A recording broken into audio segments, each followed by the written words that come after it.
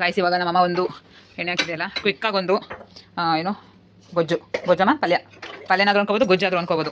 ಇವಾಗ ಒಂದು ಕುಕ್ಕರ್ಗೆ ಎಣ್ಣೆ ಹಾಕಿದ್ದಾರೆ, ಅದಕ್ಕೆ ಸಾಸಿವೆ, ಕಡಲೆಬೇಳೆ, ಉದ್ದಿನಬೇಳೆ ಹಾಕ್ತಾರೆ. ಈ ಕಡೆ ನಾನು ಚಪಾತಿ ಎಲ್ಲ ಲಟ್ಸಿದ್ದೀನಿ. ಇವಾಗ ಸಾಸಿವೆ, ಬೇವು, ಮೆಣಸಿನಕಾಯಿ ಎಲ್ಲ ಹಾಕಿ ಸ್ವಲ್ಪ ಹುಡ್ಕೊಳ್ಳೋದು. ಆಮೇಲೆ ಕ್ಯಾಪ್ಸಿಕಮ್, ಟೊಮೆಟೊ ಬೇಕಲ್ಲ ಮತ್ತೆ ಸ್ವಲ್ಪ ಫ್ರೈ ಮಾಡ್ಕೊಳ್ಳೋದು. ಇವಾಗ ಕ್ಯಾಬೇಜು ಇದಿಷ್ಟು ಹಾಕಿ ಒಂದು ಸ್ವಲ್ಪ ನೀರು ಹಾಕ್ಬಿಟ್ಟು, ಜಾಸ್ತಿ ನೀರು ಹಾಕಬಾರ್ದು, ಒಂದು ಸ್ವಲ್ಪ ನೀರು ಹಾಕಬೇಕು.